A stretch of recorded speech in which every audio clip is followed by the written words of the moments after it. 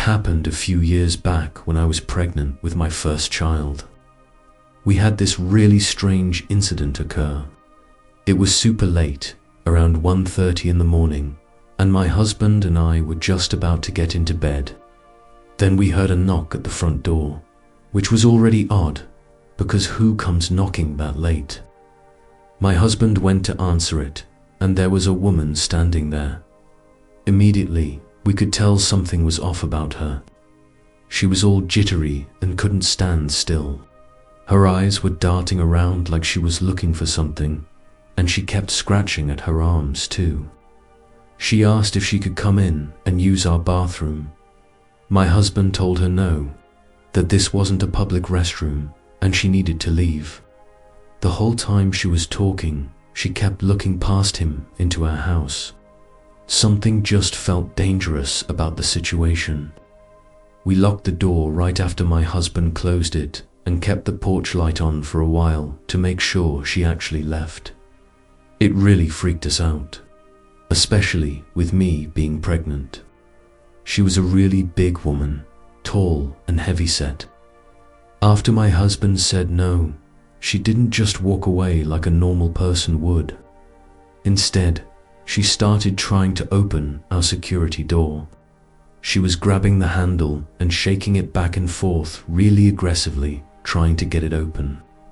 I was standing behind my husband watching this whole thing, and I remember thinking, thank God we always lock that security door the second we walk in the house. It's just a habit we've had for years. You never know what could happen. But that's when things got really scary. She completely lost it. She started banging on the door with her fists, really pounding on it hard, and she was screaming at the top of her lungs. My husband had enough of her banging and screaming, so he opened the door again. He was really angry by now and told her to get lost or he was going to call the police. When he said that, she just stopped, like completely stopped. She went totally quiet and just stood there staring at us for what felt like forever, maybe 20 seconds or so. It was so creepy the way she was looking at us, like she was studying us or something. Then all of a sudden, she turned around and walked away without saying a word. We quickly turned off all the lights in the house so she couldn't see us, and we went to the window to peek through the blinds. We watched her walk right over to our neighbor's yard where there were 2 other people waiting for her. They started talking to each other, and that's when it all clicked for us. I told my husband this was totally a setup for a break-in, and he said he was thinking the exact same thing. She wasn't really looking for a bathroom at all. She was probably trying to see if we would open the door and let her in, or maybe checking to see what kind of security we had, how many people were in the house, things like that. The whole bathroom thing was just an excuse to get us to open up. The scary thing was, I had actually seen this woman around the neighborhood before. Not just once, but quite a few times. So, she probably knew I was really pregnant. I mean, it was pretty obvious by then. That would have made us perfect targets. I think she figured that because I was pregnant, we would do whatever she wanted to keep me and the baby safe. You know how it is when you're trying to protect your family. You'll go along with things you normally wouldn't. People take advantage of that. I'm pretty sure she must have followed me home from somewhere. Maybe from the grocery store or the doctor's office. Who knows? She could have been watching our house and waiting for the right time to try something. The weird thing is, after that night, I never saw her around the neighborhood again. Not once. It's like she just disappeared. Maybe she moved on to a different area. Or maybe someone else called the cops on her. But I always wondered if she was out there targeting other pregnant women or families. Asterisk. Story 2 asterisk. A couple years ago, I had to move to a new state and ended up staying with my aunt and uncle while I got settled. They had just bought this house in a brand new neighborhood where all the houses looked pretty much the same. What I didn't expect was how many salespeople would show up at the door every single day. It was crazy. We'd have people knocking, constantly trying to sell us water softeners, expensive cleaning products, solar panels, and especially those Kirby vacuum salesmen who never wanted to take no for an answer. These guys would literally walk up and down every street in the neighborhood, going house to house from morning until about 5 p.m. when they'd finally call it quits for the day. Now, I guess they figured new homeowners would be easy targets or something. This one evening, I was by myself at the house with just my dog for company. He was a mixed breed, mostly black lab mixed with something else we never could figure out. Maybe some kind of terrier or retriever mix. He was about the same size and weight as a regular lab, probably around 70 pounds. But he had this more muscular, stocky build. He was honestly the sweetest, most gentle dog you could imagine. The kind of dog who would literally get his feelings hurt if you even raised your voice at him. His ears would droop and he'd give you these sad puppy eyes until you apologized. I'd had him for a few years by then, and I'd never once seen him act aggressive or threatening toward anyone, not even other dogs. He was more likely to roll over for belly rubs than bark at strangers. My aunt and uncle had gone out for a nice dinner to celebrate their wedding anniversary. I think it was their 15th or something like that. They'd been looking forward to it all week and had made reservations at some fancy restaurant downtown. So it was just me and my gentle giant of a dog hanging out at home for the evening. I think it was late spring or early summer when the days were getting longer, but it would still be completely dark by around 8 o'clock at night. It was about 7 p.m. and the sun was starting to go down. That's when someone rang the doorbell and started knocking on the door. Not just a polite knock, either. They were really going at it. The front door had one of those big oval glass windows right in the middle so you could see straight through to whoever was standing on the porch. From where I was standing in the kitchen doing dishes or something, I had a perfect view of the door and could clearly see there was a man standing there. My first instinct was to just ignore him completely. I mean, it was getting late for door-to-door sales, and I wasn't expecting anyone. Plus, my aunt and uncle had warned me about all the pushy salespeople in the neighborhood. But here's the thing. Because of that stupid glass window, he could obviously see me moving around inside the house too. So, there I was, trying to pretend I wasn't home, while this guy could literally watch me walking around the kitchen. He kept knocking and knocking, getting more persistent by the minute. I guess he figured since he could see me, there was no point in me hiding. After what felt like forever of this awkward standoff, I finally gave up and reluctantly walked over to the front door. Even though every instinct told me I should just leave him standing there, my dog came with me toward the front door. But he hung back and stayed in the shadows over by the dining room, kind of lurking in the darker part of the house, where the guy outside couldn't really see him. When I got to the door, I could see it was a young guy, probably around college age, maybe 19 or 20 years old. He was dressed really formally in a button-down shirt with a tie and pants. He was pretty skinny and about the same height as me. I'm around 5 feet 8 inches, or 5 feet 9. So, he wasn't particularly tall or intimidating or anything. But I immediately figured he had to be some kind of salesman. His whole appearance just screamed door-to-door sales. But what struck me as weird was the timing. I mean, it was almost 7:30 by now and getting pretty dark outside. Most of the salespeople who came through our neighborhood were usually packing it up and heading home by 5 p.m. It seemed really odd that this guy would still be out making sales calls this late in the evening. That should have been my first red flag, but at the time, I just thought maybe he was working extra hours or something. I figured I'd just crack the door open a little bit, tell him I wasn't interested in whatever he was selling, and then quickly shut and lock it again. Simple enough, right? So I opened the door just a few inches, just enough to talk through the gap. And right away, he launched into this whole sales pitch about Kirby vacuum cleaners. He was going on and on about how amazing they were and how he really needed to come inside to give me a demonstration. I was just staying with my aunt and uncle temporarily, so I had no business letting some stranger come in to do a sales demo. Plus, I'd heard all about these Kirby vacuum people from my aunt and uncle. They had warned me that once you let them in your house, they literally will not leave until they've sold you something. They'll stay for hours and hours being all pushy and guilt-trippy until you finally give in and buy their overpriced vacuum just to get rid of them. So I told him, no, thank you. I'm not interested, and started to close the door. But then this guy did something that completely freaked me out.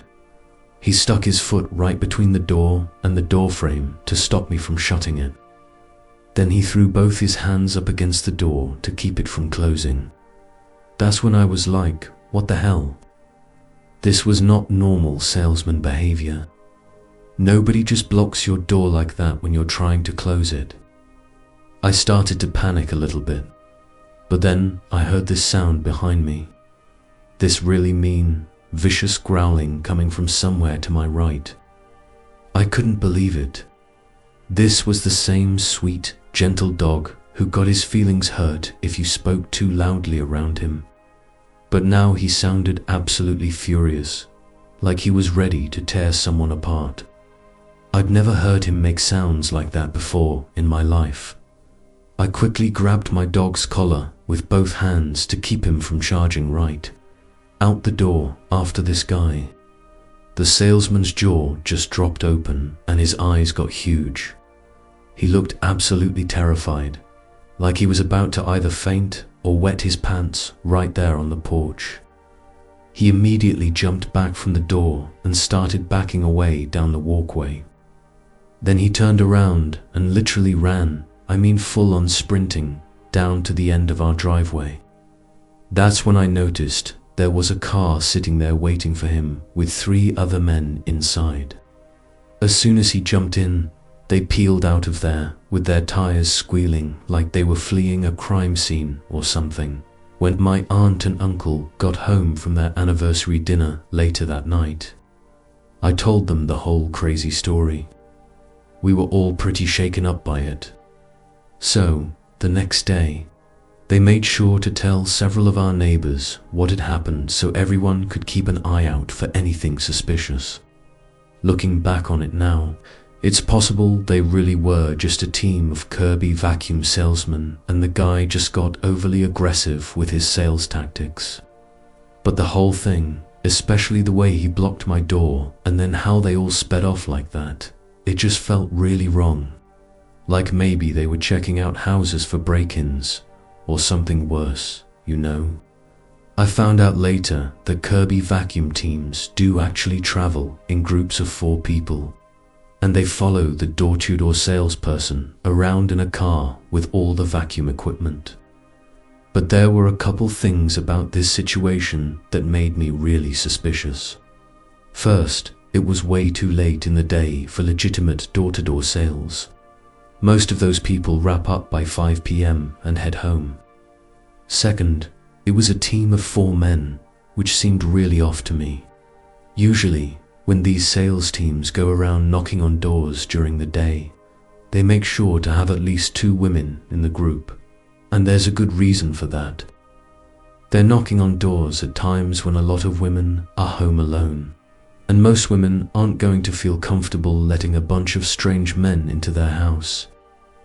So, here's this team of 4 guys working way later than normal sales hours, being super aggressive about getting into the house.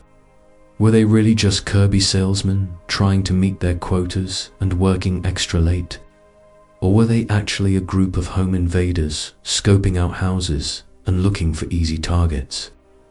I honestly don't know which one it was, but my dog, Cosmo, apparently wasn't taking any chances.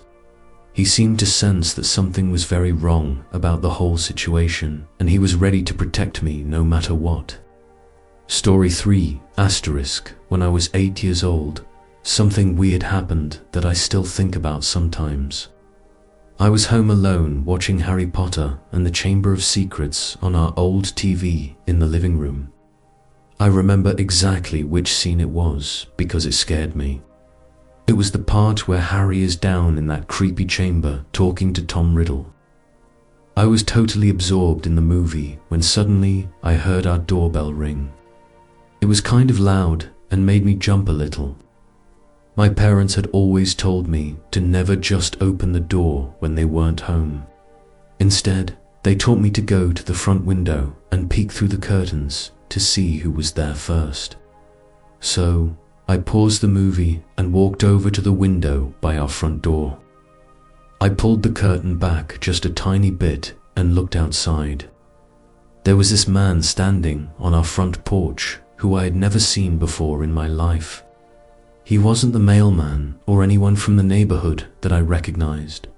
When he noticed me looking through the window, he gave me this big smile and waved at me. It was really strange because he seemed so friendly, but I had no idea who he was.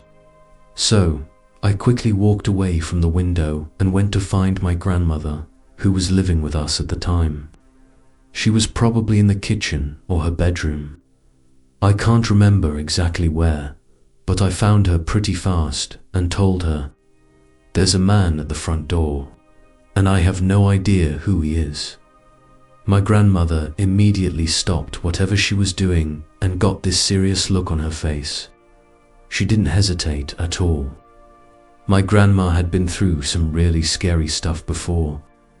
Years earlier, she had been robbed in her own home, and ever since then, she didn't take any chances with strangers. She walked straight to the front door, but she was smart about it. She didn't open the door or even unlock it.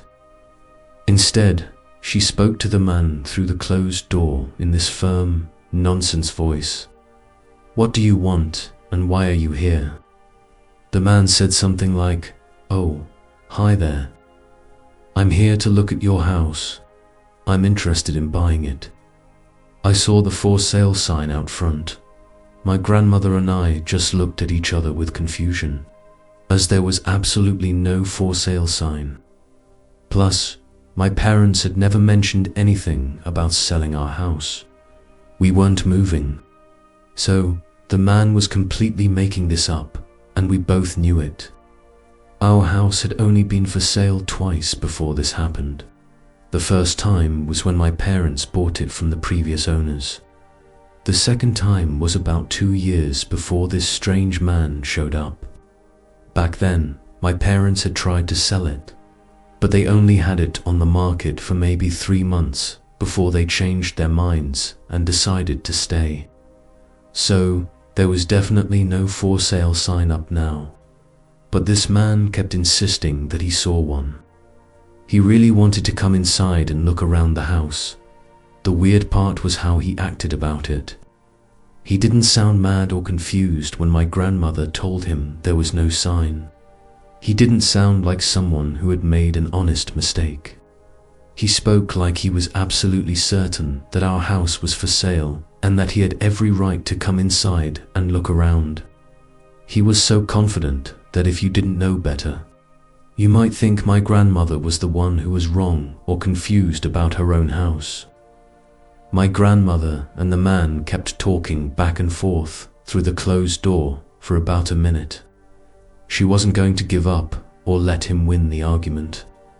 Then finally, when she had enough, she said something like, "I have no idea what you're talking about. There is no for sale sign here. If you don't leave right now, I'm going to call the police." As soon as she said that, the man stopped arguing. He didn't say another word. I remember hearing his footsteps as he quickly walked away from our front door. We watched through the window as he hurried to his truck and drove away fast. Later that day, when my mum and dad came home from work, my grandmother told them everything that had happened. She described what the man looked like and explained the whole weird story about him claiming our house was for sale. My parents were really worried and confused when they heard about it. They didn't recognize the man based on my grandmother's description. He wasn't anyone they knew from the neighborhood or anywhere else. They confirmed what we already knew. Our house was definitely not for sale. So, the whole thing was just really creepy and made no sense. I was only 8 years old when this happened. But even as a little kid, I knew something was very wrong. The whole thing felt scary and weird to me. I still think about what happened that day. I really don't want to say this, but I honestly don't think that man was trying to do anything good. I don't think he really wanted to buy our house. I think he was lying and had bad plans.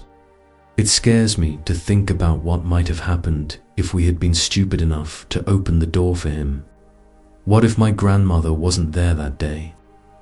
What if I had been home alone and opened the door because he seemed friendly? I don't even want to imagine what could have gone wrong. I'm just really glad my grandmother was smart and brave enough to not trust him. She probably saved us from something terrible happening that day. Story for asterisk, I worked the night shift at the hospital from 10 p.m. to 8 o'clock. A.M. It was a huge place with so many hallways and rooms to check. When we started each shift, the supervisor would give us different jobs to do.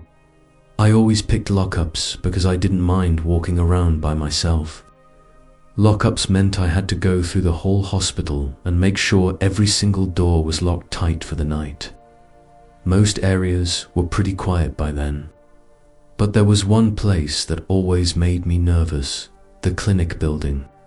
The cleaning crew worked there until midnight, so I had to wait until they were done before I could lock up. The clinic was this old 5-story building connected to the main hospital. The first floor was fine, just regular offices and waiting rooms. But everyone who worked there knew the upper floors were different.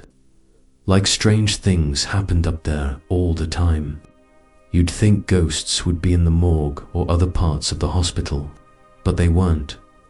I talked to the cleaning people who were really happy to leave that clinic when their shift ended. They told me they heard scary sounds and saw weird things in there, and so did I. My job was to make sure all the lights were turned off except for the main floor lobby, and while I was making my rounds, I'd always hear weird stuff. There would be footsteps echoing from somewhere down the hall, even though I knew I was the only person up there. Sometimes I'd hear doors creaking open behind me, and when I'd turn around to look, nothing would be there.